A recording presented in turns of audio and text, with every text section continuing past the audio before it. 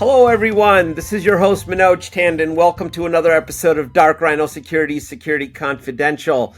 Today, we have another great guest. Before I tell you who she is, although you can see her on the screen, I want to remind you to hit the like and subscribe button because we depend on that to keep bringing you this great content and hope you folks show us a little bit of love. So please smash that like and subscribe button. So today joining us is going to be Sandra Estock. Sandra has been in IT, in cybersecurity, in data privacy for 25 years. She's got a ton of experience. Okay. She has her own story about identity theft, and that was kind of the impetus by which she really embarked on this remarkable journey. She's been a TEDx speaker. She is a best-selling author of the book Happily Ever Cyber. We'll talk about that during this conversation. But in the end, she's all about empowering people to better cyber safety. And we could all use a little bit of that. So, Sandra, welcome to the show. Thank you for being here. Thank you so much for this, Manoj. This is an amazing opportunity to have a wonderful discussion. And thank you for everyone listening to us.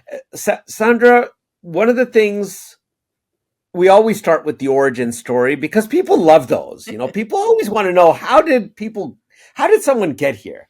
So tell us how you started. Are you a computer science person by training or IT person, or Yeah, where did you originate from? I have stories.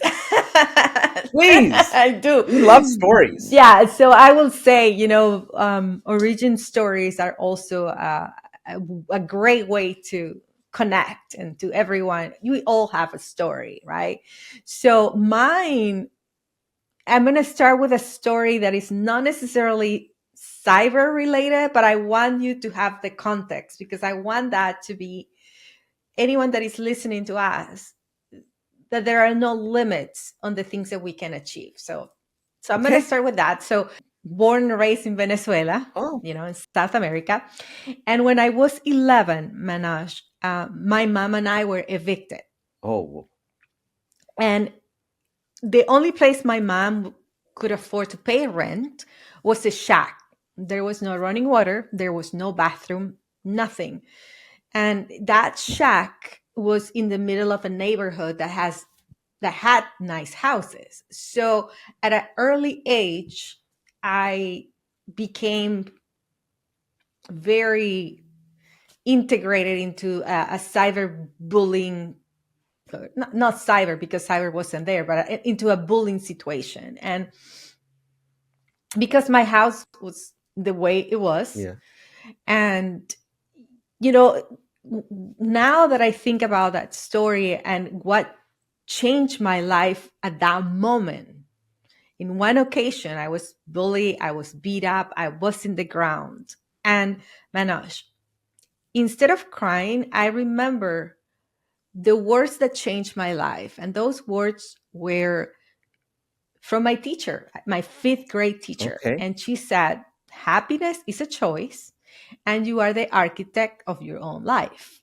Now, I'm 11. I'm living how I'm living. And I leaned to those words and I believed those words. And I said, you know what? I'm going to create a life. At the time, of course, I could dream of having a toilet, having a faucet. And little did I know that was like the beginning. And, my life started to shift. And one thing led to another. And eventually, I end my way into an IT career. And there are just many stories how I got there, but I don't want to take the whole show just to talk about that. But, why I'm sharing this particular story is because we all have one. And it's on those moments of desperation, those moments where we feel that we're not good enough or we're this or we're that someone's words can change our life. So what I expect or what I hope from our conversation today is that someone that is listening to us right now that might be experiencing, whether it's something related to cyber or unrelated to cyber, that they can find a word or two that might give them a different perspective of their situation, whatever that situation is. And whatever that is, hopefully helps. I thank you for sharing that story. Now, listening to you, it's hard. It's easy to think, I should say, that it would have been very easy to play the victim, right? And said, Mhm. I'm the victim, always me, bad luck. Yeah, It's really easy to get into those negative sure. emotions.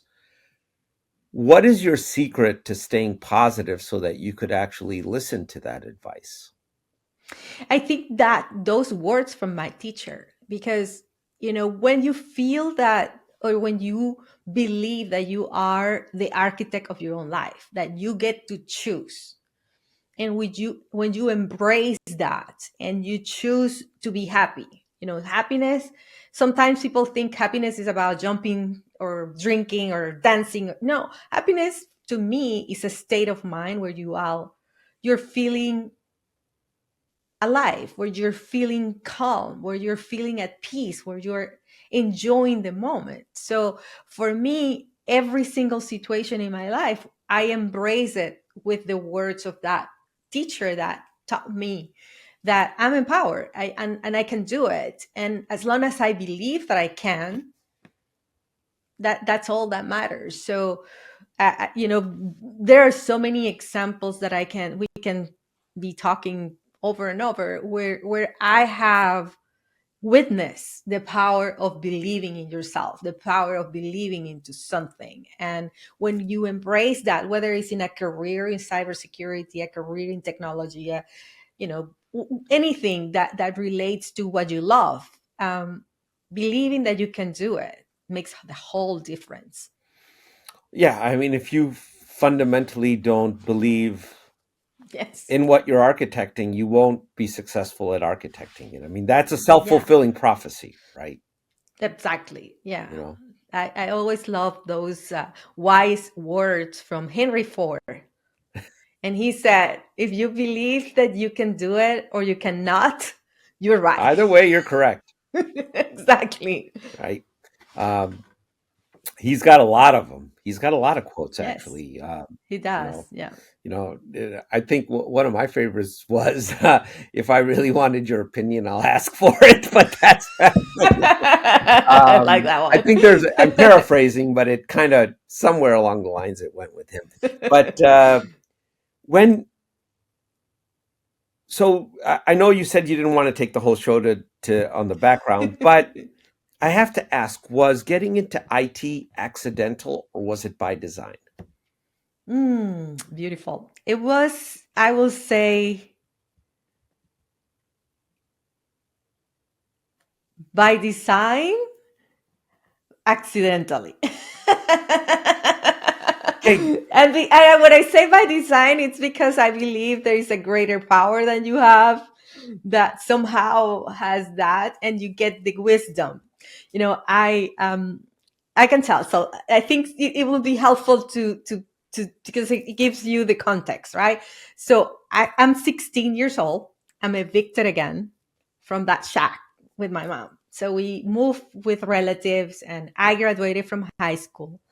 And you know, after my graduation, I really wanted to continue education. So that was something I always loved, to go to school. I loved learning, but I couldn't afford that. So I decided to join a program to become a secretary, like an admin, okay, right? And that program included an internship that was going to happen in a major company.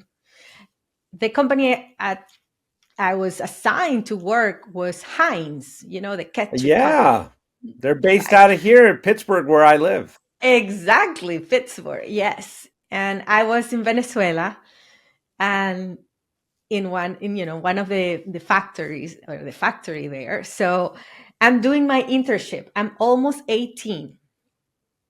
And I get an assignment to run an errand from one of the admins. And she said, "Hey, Sandra, go to a hotel. Here is an envelope, a package. You need to deliver this to someone that is waiting for it." So, Manoj, I go to this hotel. I never been in a hotel before. I mean, not even I've never seen, let alone a five-star hotel. And I get there and I was like, whoa, I thought these places existed just in movies, right? And I'm like mesmerized, and I'm walking, and someone takes me to the restaurant area where the man waiting for the envelope or the Okay. package is. I get there, I'm like, I don't even know. You know, Today I think my face said it all. So I handed the envelope and he looked at me and he said, "Sandra, take a seat, have breakfast, and charge it to my room." And he walks away. And I'm like, there, Manoj, I never seen a buffet in my life. I never seen that much food in my entire Wow. life. And I get my plate finally. And of course, I put everything I could in that plate. And I started eating. And as I'm eating, people started to show up for breakfast. And I see people walking, like, dressed well, and people, to me, they were having like intelligent conversations, like, oh my God, they look so cool. And in a corner, there was a woman in a table, and she had a small computer. And I'm looking at this picture, and it somehow, my mind started to see myself wearing, a nice clothing, traveling with a computer. I saw that computer. I was like, oh my God, I never seen that. And I saw myself having an impact. And I said in that moment, I'm going to become a businesswoman. I don't know how. I don't know, but I know my mom and my little brother at the time were counting on me, and that was enough for me to say that's what I want.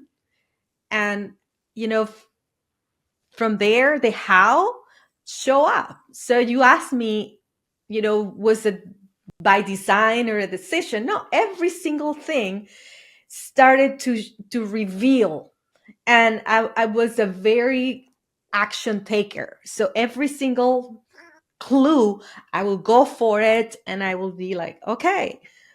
And I don't know what the next step is, but I just know that it's in that direction. And everything, when I, of course, like Steve Jobs says, it's so much easier to connect the dots looking backwards, right? You just see your life and you're like, oh, I met that person and I went to this and I did that and da da da. And you connect the dots. It's easy.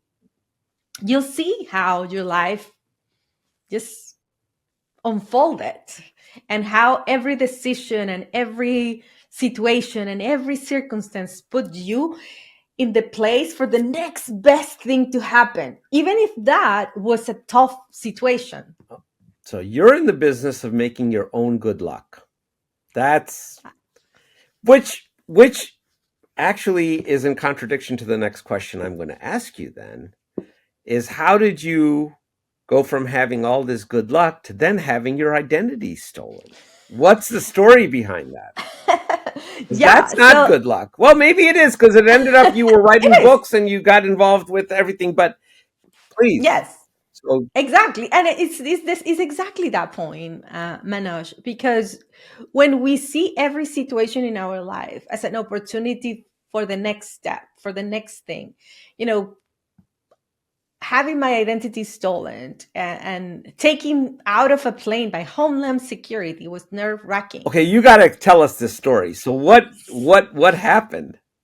Okay, I'm still in Venezuela, right? So I went to school. I worked during the day. I became a system engineer Okay, and multiple jobs.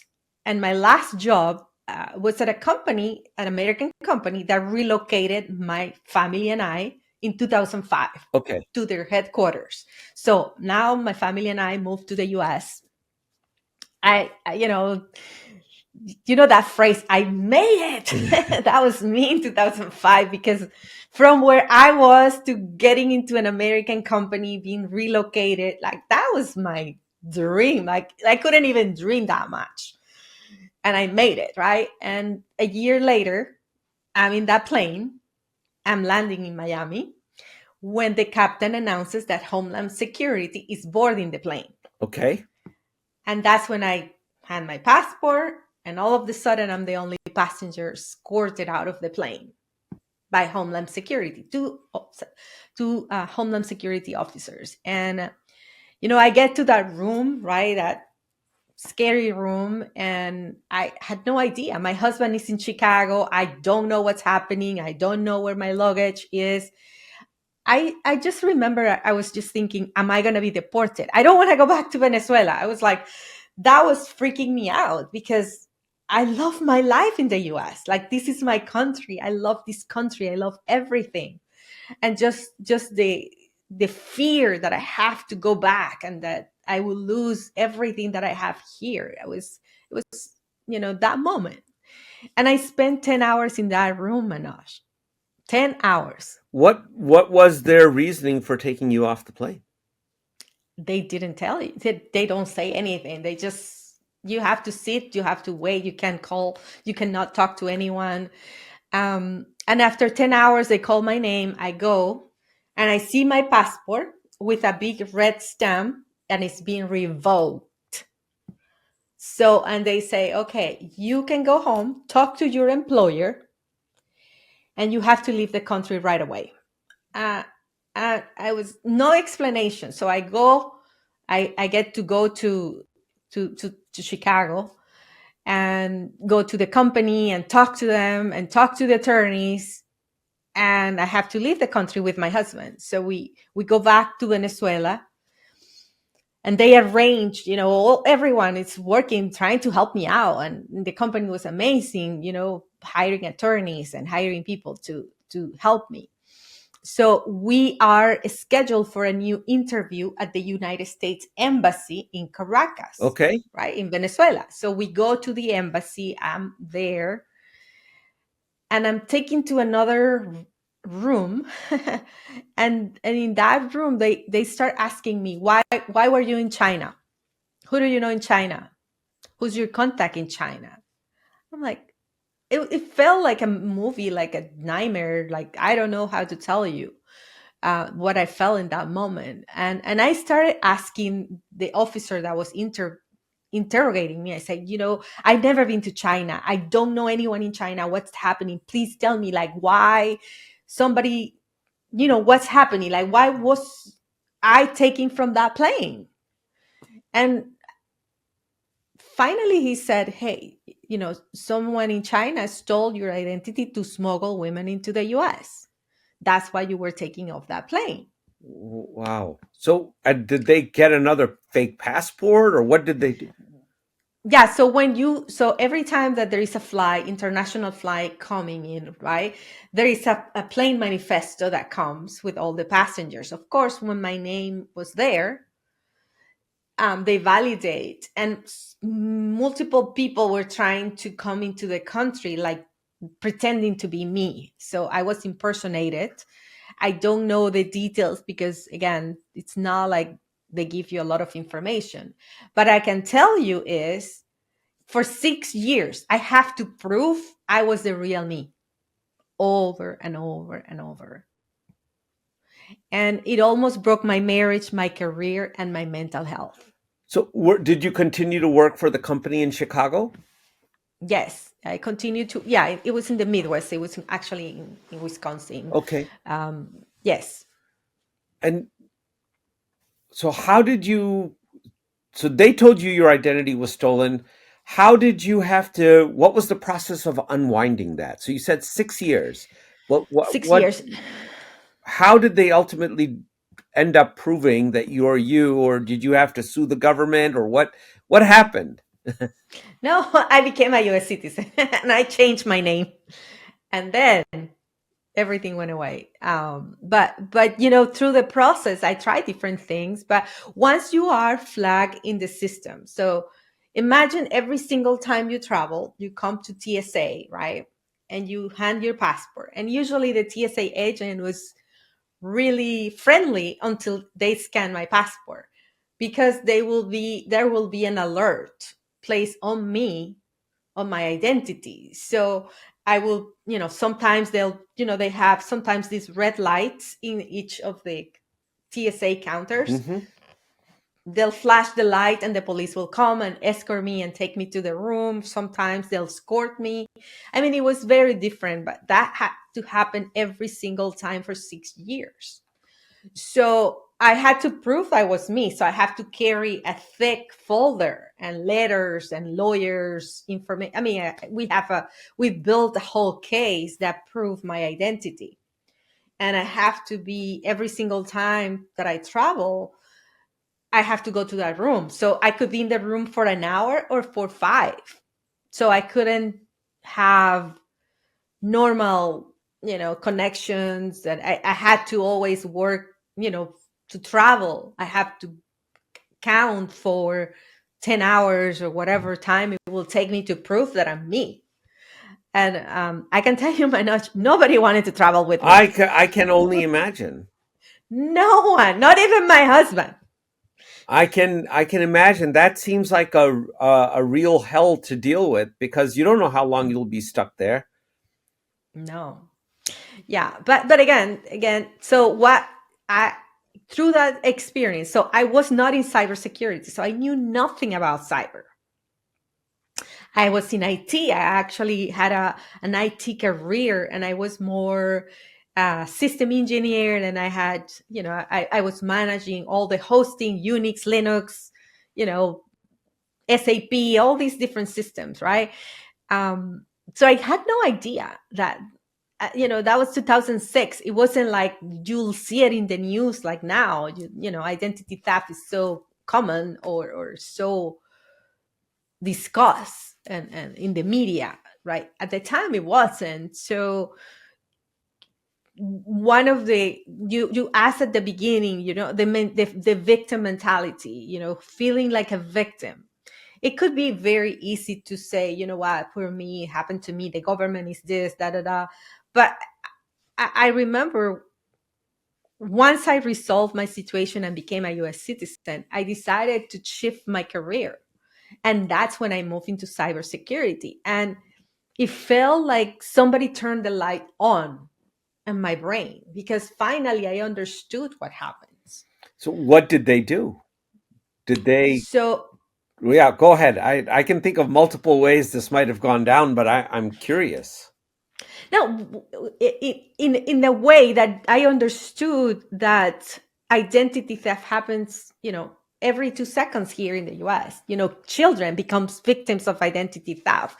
Identity theft is this thing that, until it happens to you, you don't think it will happen. You think it's just for famous people, for rich people, for, people that um, have a lot of money. And that's not the case. It can happen to anyone.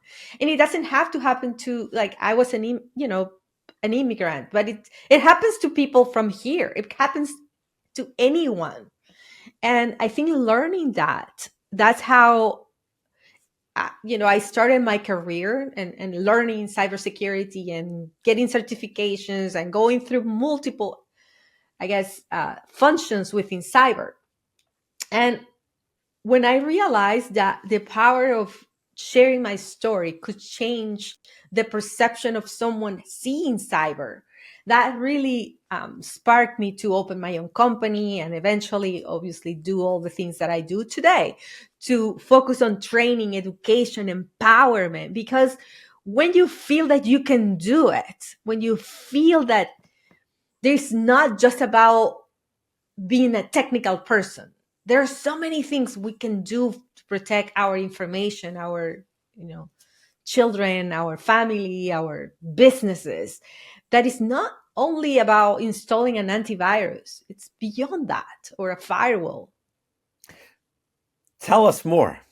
What is it about then? So if you wrote the book on it, right? So Yeah. what what are things that people should be looking out for? What should they be doing so that they don't, or minimize the chance? You can still become a victim of identity theft, but Yeah, of course, or cybercrime. I mean, yes, it can happen. You know, I will say, in my journey, what I learned, and not just in my journey, but in the industry, right? We know that about 80% of the cyber attacks happen because of the human factor, right? So it's actually, IBM is saying now it's 95% of cyber attacks involve the human.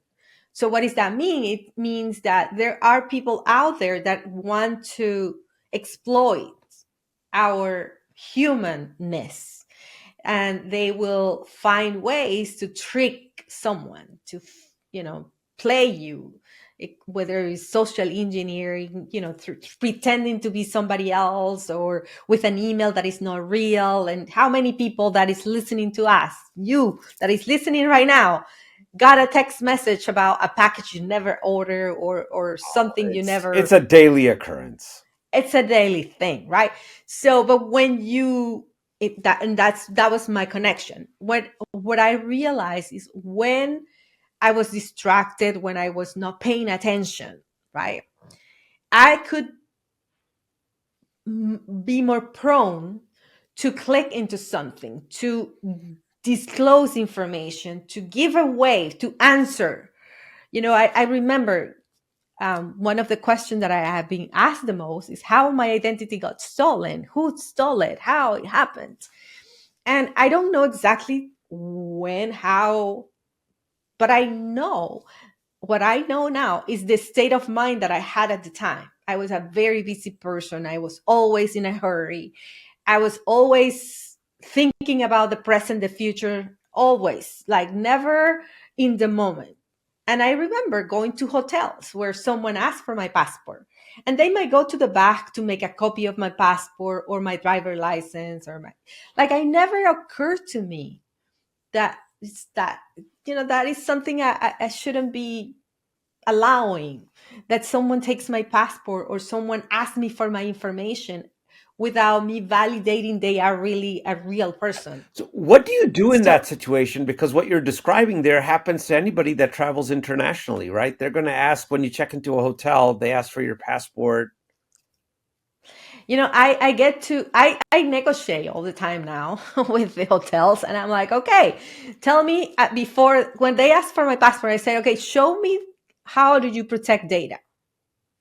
Show me how my passport information won't be stolen. So, and there was a hotel that they said, we promised you your information is safe here.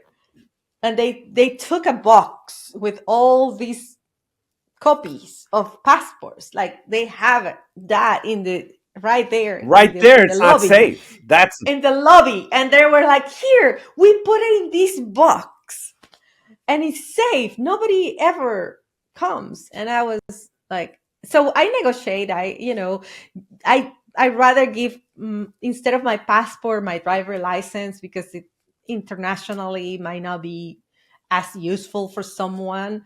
So I always negotiate, and I always find a way not to give my passport anymore. So it's a conversation, and you can ask, and you can say, hey, what else can I give you to prove my identity? What else can, how else can we do it?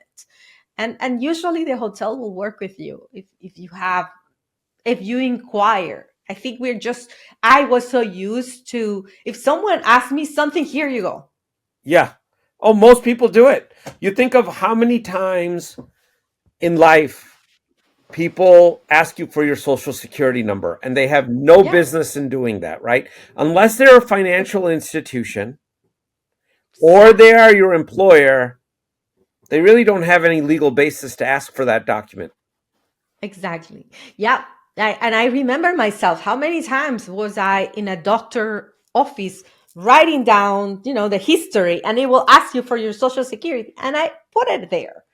And it didn't occur to me, like, that piece of paper, how many hands is going to take, it's going to have It's that one of piece the of paper. most insecure, a medical Yeah, facility, and we're seeing this is one of the yeah, most insecure environments. And Yeah. There's a lot of reasons why it is, but it just is. Yeah. Yeah. So you asked me how people can protect that. Yeah, right. There is no technology involved. It it involves you as a human to be really present when someone asks you for something and take 2 seconds before you react. So that is a practice that you can incorporate without any technology knowledge, without nothing, but really just pause and think about who ask you or what it was asked, and before you answer or before you give it away, just just let that sink into your system. You know, Sandra, the one thing is that at this time, I would say almost, I'm this is just going to be a guess on my part, but probably 95% of the US population, their address, their Mhm. age, Sure. the date of birth, social security number, driver's license numbers have all been compromised, Yep.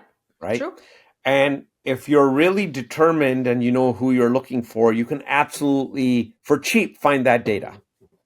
Of course. It doesn't cost much, Yep. right? I agree. I can then take that data and I can create another person. Sure. Because you think about it, who really double checks? So I would make a bet that we could randomly call so Hmm. many brokerage houses and say, "Hi, I'm Sandra," even though I don't sound like a Sandra. Yep. And here's my date of birth, here's my social security number, here's my address, and I want you to create a new account for me. Yep. Hmm. I guarantee you, you will be successful at some point Yep. in getting someone to open that totally fake account that's Yep. actually registered to your social security number, Yep. Exactly. Yeah. right? I And you would absolutely. have no way about knowing about it. The only way you may find out is if the IRS sends you an audit letter that says you got $10 million sitting in the bank. Where did it come from? And Well, and and you'll be like, "What are you talking about?"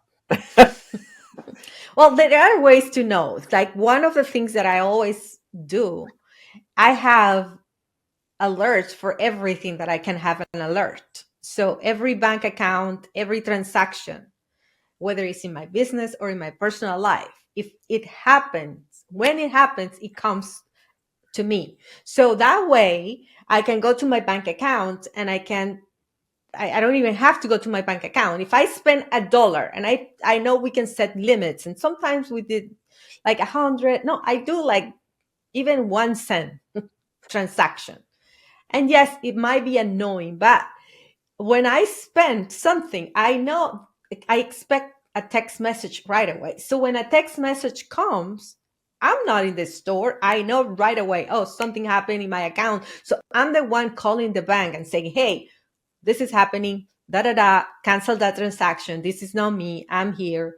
So I'm a proactive. Same, the example you gave with the someone opening an account or a credit card. If you have alerts in your credit history, right? If you have a freeze in your credit scores, if you put a freeze for Experian, Equifax, and all the different bureaus, and you have that freeze in place, there is an obligation. If someone tries to open an account and there is that freeze and it's not lifted, then you have grounds to go and fight a better case. Also checking your history, checking your information, yet ensuring that what is there reflects your reality. Yeah, I don't think very few people do that. And a Mhm. lot of things happen where it's not in their control, where their doctor's office gets breached, or Mhm. Yeah, or their bank got breached, or somebody got breached, right? That yeah, their absolutely. Amazon account got breached. And Yeah. now that data is out there, and you can create all kinds of false identities. I mean, Of course. if you think of how society is structured, it's based on a principle of trust, but Trust. it's Yeah. not verified trust, Yeah. True. right? Because verification requires human interaction. And what we're seeing now is a lot of the online um, establishments don't want even a 800 customer service number. There's nobody to talk to.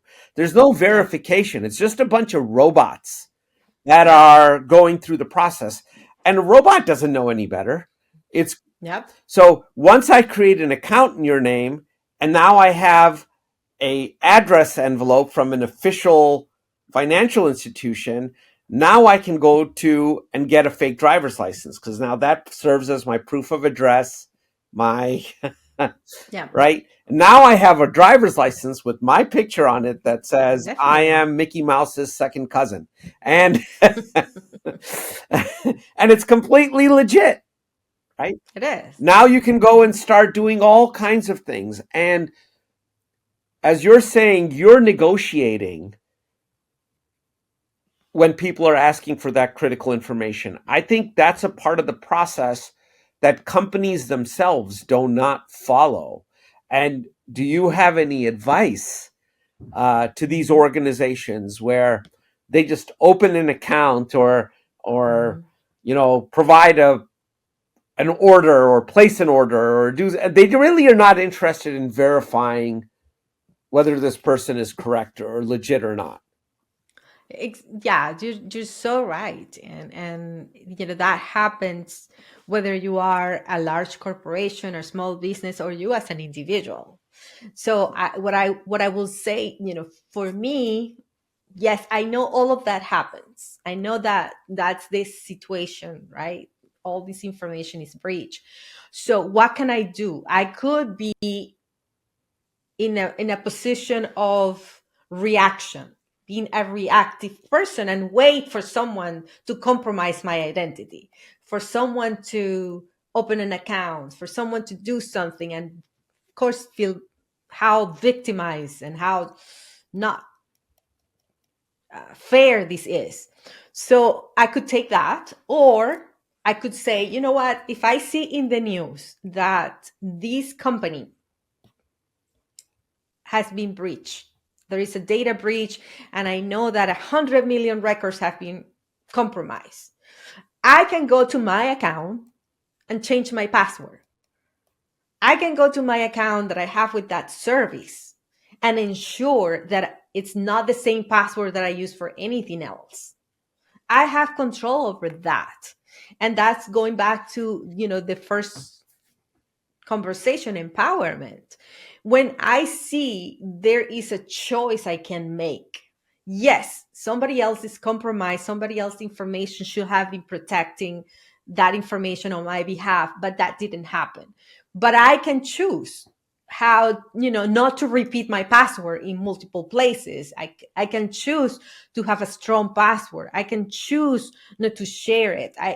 Those are things that will make me some less likely to become that victims, because you and I know, Manoj, that cyber criminals want easy things.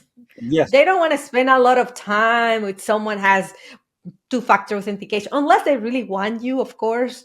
But if you have some security measures, they're just going to go to the next person that has nothing, Right. that is repeating the passwords, or the passwords are 1 2 3 4 5. There's a ton of that.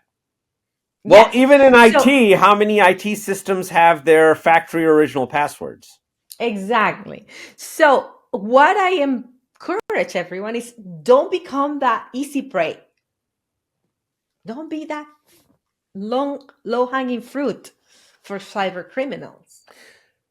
You've given us a couple examples here. One, you're saying negotiate. That's what you Yeah. do. If sensitive Hmm. information is being asked, Yeah. negotiate before Yeah. giving that away. Freeze your Yeah. credit history, Hmm. right? Turn on notifications wherever you can, Yep. right? Yes.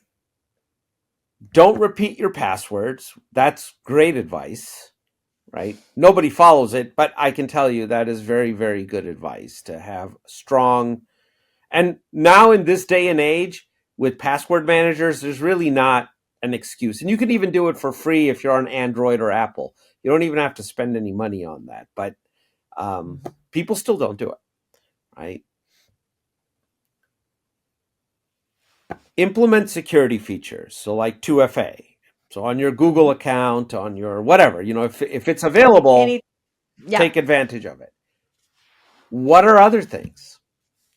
I just listed 5 that I heard you speak about during our brief discussion here, but other items you would recommend.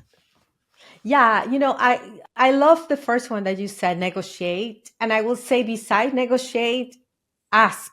Ask how people protect your information. You have that right. Yeah, if someone is handling your data, you can ask them, how what are you doing to protect it? So if there is something, like if I go to a place that is asking me for that sensitive information, like the example we just had, um I think becoming an inquirer, becoming someone curious of how my information is being protected, who is managing what. I think the more us as individuals and community and society start asking those questions, we can put more pressure in organizations to handle our information better. Yeah. It's Right. you're absolutely right. But now what is going to happen? I would have said if we didn't have AI, what you're saying is absolutely correct. But now with AI, I Mhm. think it changes because what if I use your information to train my model? Now there's no delete. There's no longer, it's not like you mentioned SAP, right? That was typically running on an Oracle database. Well, you could Mhm. delete the row or the column and the data is gone and you can forget about person A, B, or C, or whatever it is that you want to forget about. When you train a neural engine, Yep. there is no delete the data. Yep. I agree. So, So, but in that case, so you're assuming. So let's use AI. Perfect example. So AI is being used so much to create phishing emails, to create social engineering attacks that are more sophisticated, deep fakes. Now someone can call you, or even you can see them in the screen, and they can tell you, "It's me. Give me the money. I need you to wire me that money." yeah, Right? So how do we defend against that? It goes back to this first principle. And that first principle is cultivating those human traits, cultivating that pause, take a moment, don't action right away.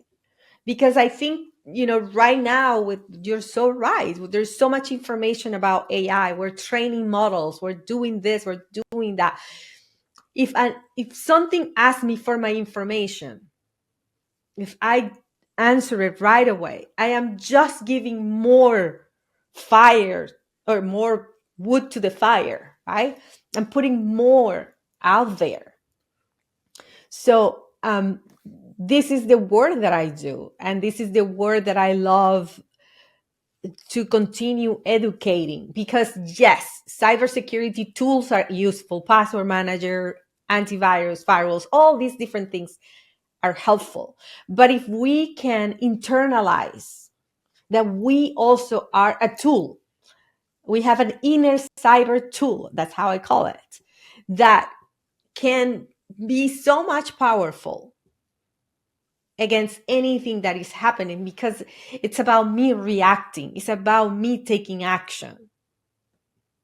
And if I can do that, if I can learn to do that, if I can teach kids, very early age kids that will be in iPads, iPods, or not iPods, but iPads or tablets. yeah, I mean, um, that, the basics. It's like somebody teach you how to cross the street and you look both ways. it's ingrained into your system. So I think cybersecurity has to become something that is so ingrained into you that even though something fake with AI comes to you, there are things that you can recognize. Because let me ask you this, Yeah. Manoj. If it's 10 o'clock in the middle of the night and you are walking through a dark alley Okay. and there is a car parked and there is someone there and that person comes and say, hey, come to my truck, I gotta ask you a question, will you go? Heck no. No. Why? Because every single signal in your body will be like screaming, run, Yeah, get out of there. This is danger. a bad idea. Exactly. So we need to cultivate that online. That same sense of awareness, that saying, that just something is not right, and there is just, we know, yeah, there's a glance, and I've done, I want to do a research on this. How many people get a phone call from the IRS, right, or the Social Security, and they get this pressure by someone that really knows how to pressure them, right? A social engineer, Yeah, but typically attacker. the people on the other end of that phone line have some kind of very strange accent, and you're like, yeah, sure. Exactly. But many people also fall for Yeah, it. they do. Well, and the IRS on their website says we will never call you. Every piece of Yes, communication they send is we will never call you. exactly. So why is that? Because the pressure is so intense that you override your own system. Like you let that fear take control over you. That's very true. And what you're asking is a very difficult thing to do because most people will be and it's not just cyber. In general, people react. That's what people do. It's a human nature thing, right? If it wasn't for that, we wouldn't have such a large consumer economy because Mhm. most buys are impulse buys, right? You really don't need that T-shirt, but yeah, it's a Yep. deal, and I'm going to get it, right? It's an Mhm. impulse buy. There's that interrupt factor that you're talking about. Is put a pause in the program. Exactly. And that's a great example with a teacher, right? You're buying, it's a great deal. You take a pause and you say, you know what? Yeah, that teacher will make me happy. I really like it. I love the color. It's a great price. I can do this. And then you buy it and you don't have buyer remorse. But if you click into like it in the same way, if there is something that you can take the few seconds to reflect on it, and you're like, I don't even have a bank account at that bank that is asking for my password. Like that, you have no idea how many times people come to me and say, wow, when I started to practice this, and this is not just something I do it for myself, I teach this. And what I've seen, the change is when you become aware, when you become that person that just activates their curiosity, their questioning, their inquiring mind, you start seeing things. And I bet every single person here listening to us, when you go to your email or when you go to your phone, you're not going to see your phone in the same way. You're going to see a text message. You're like, oh, that was. And what I want you to start doing with those messages is I want you to celebrate every single time you discover someone is trying to trick you. Because the more you can see when those patterns are happening, the more your mind will get used to recognize them. Developing muscle memory for cybersecurity. Exactly. Yeah, cyber cognition, absolutely.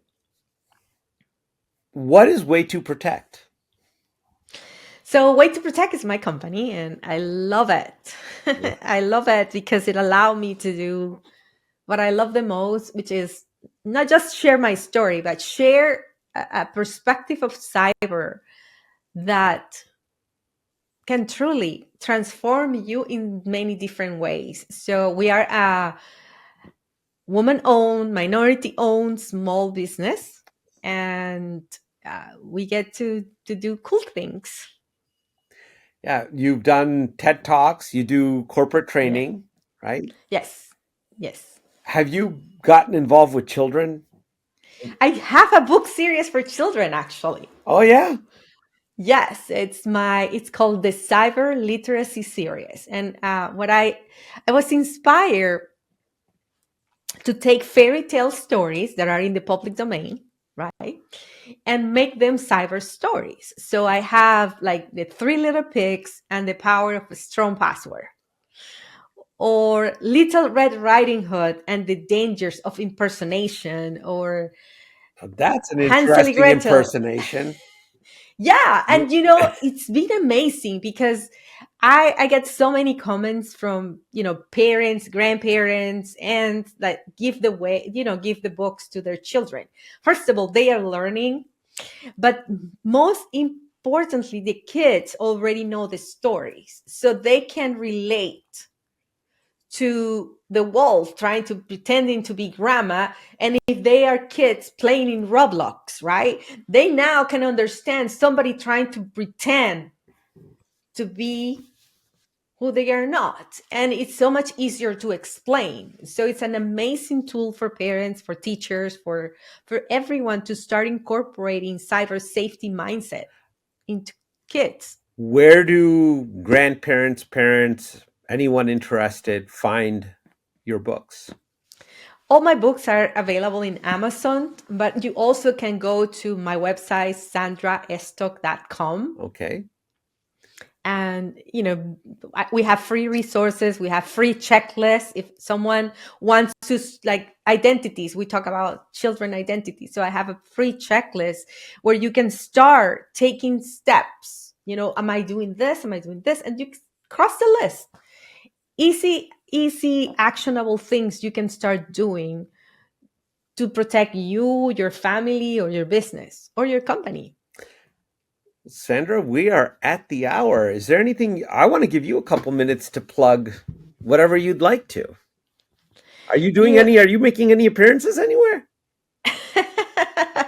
yeah, right. Well, right now, actually, my travel schedule is being revised this year. I'm being very mindful of conferences. I'm focusing a lot in some internal projects and new AI projects and new things that will allow this to be easier to implement. Okay. So I don't have any conference right now, but I will just say I want to end with this message. Whoever you that is sitting, having headphones, or maybe enjoying this show while you're driving, whatever you are, however you're doing this, just know that even if you are a very cyber savvy person, you are super technical, you love, you understand all of this, my action for you is to go and teach one person today what you learn in this show. Share it with someone. Share it with your mom. Share it with your grandma. Share it with your neighbor. Share it with someone.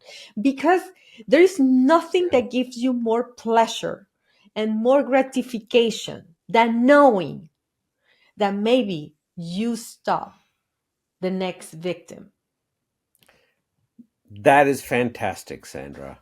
I appreciate what you did. Thanks for coming on the show. And as your projects progress, don't be a Thank stranger you. around here. You're welcome back. Come back. Tell us about what's Thank you. going on. I will, definitely. Thank you so much for having me. It was a wonderful conversation. You're an amazing host. This is an amazing podcast, and you have incredible listeners. So Thank you so thank you. much. You're very kind. I agree with you about the listeners. I don't know about the rest of it. Well, take care, Sandra. Appreciate Thank you. you. Hope to talk to you again soon.